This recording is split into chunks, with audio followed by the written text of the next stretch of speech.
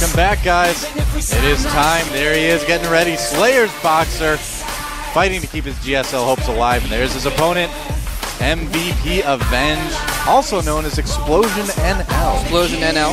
Yep. Yeah. That was his name on the ladder. A lot of people I've talked to have played against him, and they actually say he wasn't too difficult to beat. Now, there's a big difference between ladder playing and tournament playing, of course. Yeah.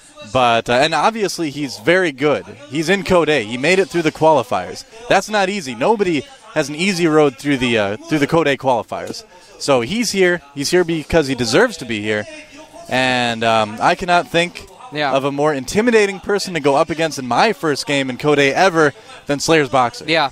Now, I almost feel bad for the guy because there's no way, no matter who your fans are, there's no way that very many people are going to be rooting for you right now because you're going up against one of the most popular StarCraft players ever. It's got to be difficult knowing that everyone's kind of rooting against you and that he's the underdog. Things are kind of stacked against him as well. Boxer is a very good player. Yeah. He is a very good player. Now, I do want to make a bit of a note, actually, real quick, about the importance of this situation right now, kind of the emotions that a lot of the older school players are playing, because I know a lot of people, and there's nothing wrong with this, might be joining StarCraft 2 as an esport very recently and not really have the full perspective on what Boxer means to a lot of fans, especially because of the fact that he's been doing kind of not that well for so long. Like, basically, he did well for a long, long time, was definitely competitive up into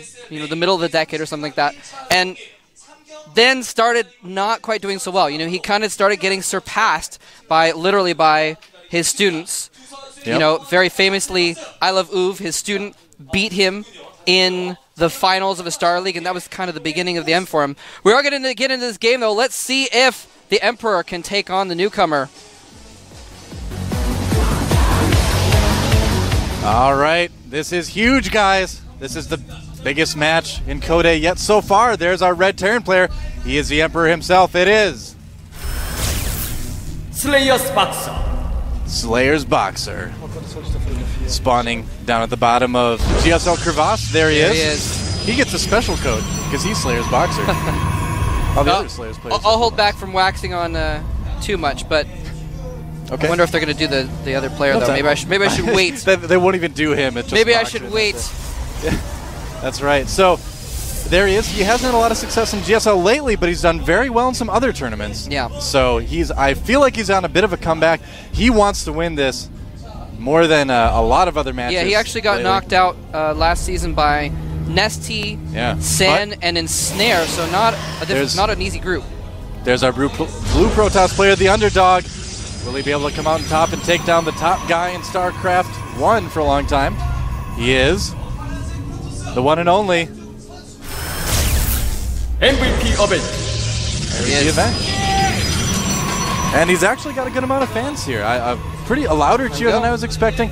But here's the thing, is that, Avenge has a huge, difficult road ahead of him. And it starts with Slayers Boxer.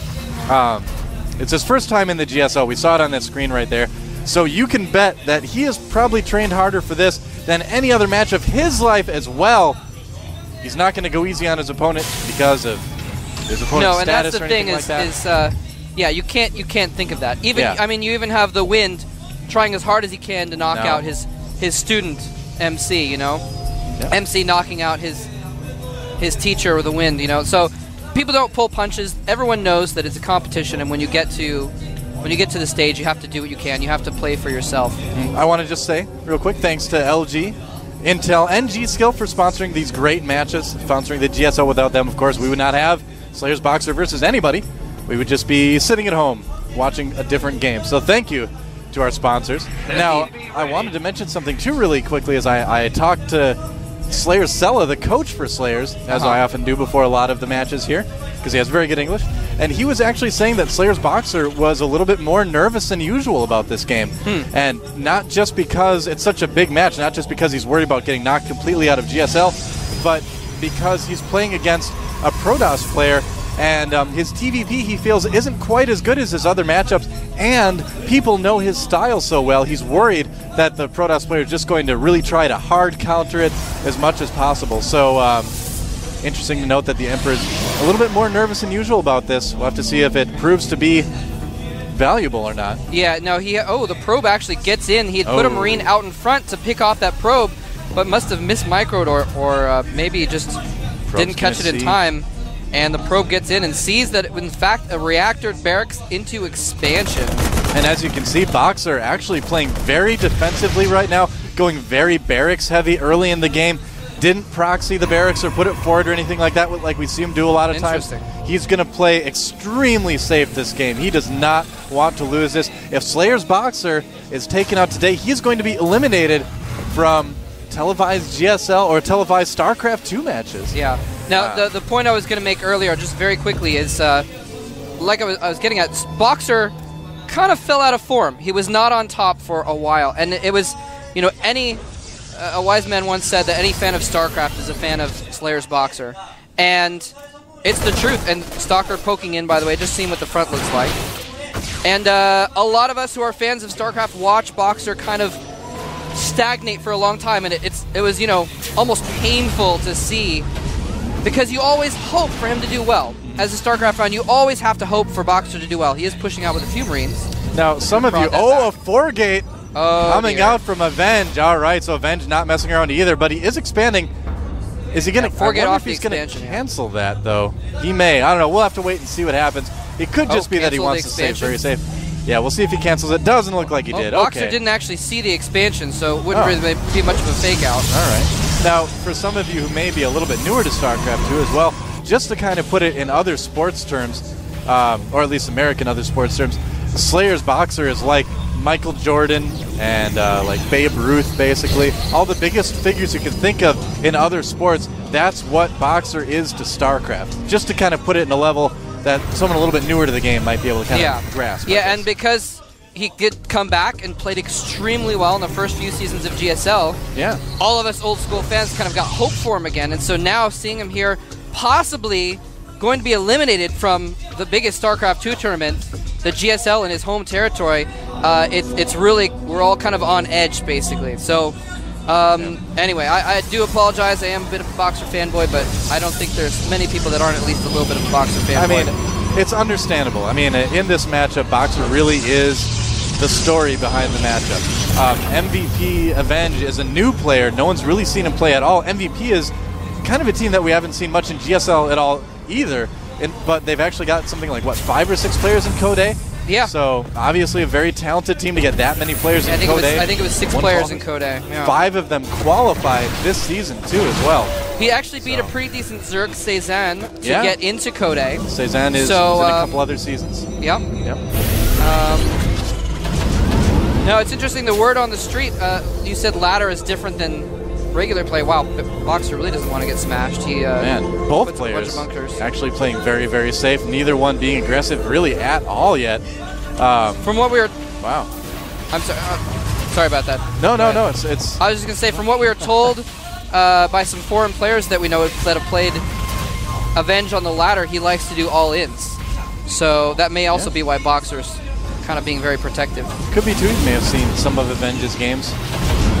And yeah, I'm actually really surprised about just how safe both of these players are being. They both want this so bad. We see Avenge getting a Twilight Council. He already has a Robo up and running, and he's going to get that Observer to obviously scout out his opponent there. He has a good amount of sentries, very secure right now, and he's also doing a really good job of keeping control of those Xel'Naga towers. That's giving Avenge a little bit of an edge right now. He's also slightly ahead on the supply as well, but Avenge being a little bit more cavalier and moving around the map, being a little bit more brave. But here's a drop from Boxer, and Avenge is right there to clean it up. Boxer losing a couple Marines. Scrapes the shields off some Zealots, but no other damage done. Yep, he does get to scope out a little bit about what Avenge is doing, but not really seeing too much there. He can kind of tell something from seeing the army composition. See, he doesn't see an Immortal, so that's kind of telling that the Robo, if it's there, isn't quite up quite as soon. Did he scan it? Boxer actually eliminating all of his bunkers there at his main base, I just saw. Yeah. On the other screen, and he's going to move out. Is it going to be enough, though? I don't know. It doesn't look like a very, very big force for Slayer's Boxer. He's going to try to secure his third base instead. But MVP Avenge, sorry about that. Seeing everything. Going massive amounts of gateway units. Very good to go against Bio like that. Yeah, he has the 4 warp gates. He's getting 2 more. So I don't think he's quite wants to go for a killing blow just yet, but he definitely wants to put some pressure on, see if he can get the kill mine as well. Boxer's stimming up, trying to take out a couple of the Zealots attacking the rocks, and here comes the army for MVP Avenge. This could be very dangerous for Boxer. Boxer's army looks so small right now, and with the amount of sentries that Avenge has, it could be very bad. We'll have to see how Avenge's force field control is. Boxer is falling back, though, to this sort of more open area. So it's a good place for him to fight, and there's no Colossi yet. Yep. So I think Boxer's still okay. He's actually only 8 supply behind right now in army count. So yeah. I think he's going to be probably okay if Avenge attacks here. He is putting up that pylon, though. He's got those extra warp gates in now. Here he goes in. He's going in for the attack. Boxer's forced to pull some SCVs. Force field's going down, blocking the entire army instead of cutting it in half, actually, but that stim went off, so it still does damage. 4 force fields blocking that off. He says, all right, I'm just going to let you do damage to your own army with stim and chill back here. Yeah, very smart move by MVP Avenge. Here he comes again. The Zealots are kind of mixed a little bit in with the Stalkers. Force field again, though. Blocking his own Zealots out this time. All right. Being very cautious with the force field. Those sentries have got to be pretty low on energy now. I think he's giving Boxer maybe a little bit too much of a chance here. Yeah, and Boxer can actually charge back and counter because he's actually down to 2 or 3 force fields left. Not enough to block this army. He's picking off lots of units. Zealot's getting close, though. Boxer not hiding right now. More reinforcements coming in from behind. I think he's probably going to hold, but I don't think he's going to be able to get as many kills on Avenge's army as he wanted to. Actually, the sentries in front going down. Moving in, the Stalkers blinking away, leaving just the sentries behind. Wow. And Boxer holding that up Immediately very well. loading up to drop that army. A nice move. When you know your opponent's on the back foot, go ahead and hit them where they can't defend. It looks like Avenge is going to be ready. See it. Oh, he sees it, so. Overlord, or not Overlord, that was last game. Overseer right there. I mean, that was last game too. Observer, the Boxer dropping in the natural of Avenge. A lot of Stalkers there. They do have Blink. They will be able to be micro. Zealots taken out right now. And I think Boxer's going to need to load up or he's going to lose all his units. And he's going to lose everything. The Medivacs having to make a run for it. So Boxer coming right back and losing a big chunk of his army as well. Yeah. Now, he is doing pretty well, though. He has 60 Harvesters to Avenge's 45. Avenge does not have that third base. So as far as the income goes, especially with those mules, Boxer actually has almost double the income of Avenge right now. And with a bunch, that's the official number, a bunch of barracks in his base, plus a reactor starport, he is going to be able to rebuild that army very quickly. I mean, he's actually ahead in army right now. Here's the minerals coming in. Look at that. Boxer way ahead. No third base yet for Avenge.